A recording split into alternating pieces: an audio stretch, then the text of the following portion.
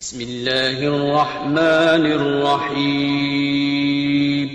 شروع اللہ کا نام لے کر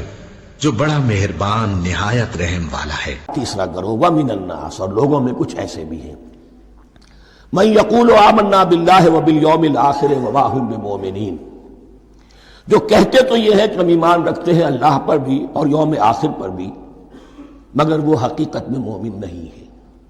یہاں ایک بات سمجھ لیجئے، اکثر و بیشتر مفسرین نے اس تیسری کیٹیگری کے بارے میں یہی رائے قائم کی ہے کہ یہ منافقین مذکور ہیں یہاں، اگرچہ لفظ منافق یا لفظ نفاق نہیں آیا یہاں، لیکن مولانا امیر احسن اصلاحی صاحب نے ایک رائے ظاہر کی ہے جو بڑی قیمتی ہے، وہ یہ کہ یہاں ایک کردار کا نقشہ کھینچ دیا گیا ہے۔ غور کرنے والے غور کر لیں، دیکھ لیں، جس پر بھی وہ چسپاں ہو جائے۔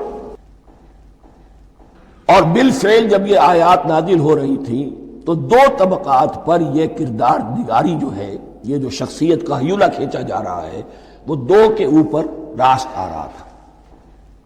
ایک علماء یہود، وہ بھی کہتے تھے کہ ٹھیک ہے محمد جو کہہ رہے ہیں ہم بھی اللہ کو مانتے ہیں، آخرت کو بھی مانتے ہیں، اسی لیے یہاں رسالت کا ذکر نہیں ہے۔ بھئی ہم محمد ہی کو نہیں مانتے نا صلی اللہ علیہ وسلم، باقی اگر 1.25 لاکھ نبی آئے ہیں تو باقی 1.25 لاکھ کو تو ہم مانتے ہیں، ایک محمد کو نہیں مانا، ایک عیسیٰ کو نہیں مانا، بس تو ہمیں بھی مانا جانا چاہیے کہ ہم بھی مسلمان ہیں۔ ایک یہ ان کی رائے ہے، اور واقعہ یہ ہے کہ یہاں اس طریقے کا تذکرہ ہو رہا ہے کہ جس سے ان کا کردار بھی جھلک رہا ہے، روح سخن ان کی طرف جا رہا ہے۔ مجھے یاد ہے اپنی 10ویں جماعت کے زمانے میں دہلی میں نے دیکھا تھا کیناٹ سرکس، وہاں کا ایک بڑی مارکیٹ ہوتی تھی، تو جوتے کی ایک دکان پہ ایک بہت بڑا جوتا لٹکایا ہوا تھا، بہت بڑا، اور لکھا تھا free to whom it fits, جس کے پاؤں میں یہ ٹھیک ٹھیک آ جائے وہ لے جائے اس کو۔ تو یہ free to whom it fits ہے، ایک کردار ہے، اب یہ کردار جس کے اوپر بھی فٹ بیٹھ جائے۔ ان میں یقیناً زیادہ تو غلبہ یہی ہے جو مفسرین کی رائے ہے، منافقین کا معاملہ جو ہو رہا ہے، لیکن یہ کردار بعین نہیں فٹ بیٹھ رہا ہے یہود کے علماء پر۔ اور یہ بھی نوٹ کر لیجئے کہ جو مدینہ منورہ میں نفاق کا جو پودا پروان چڑھا ہے، بلکہ پودا نہیں کہنا چاہیے، جھاڑ جھکاڑ جو پروان چڑھا ہے،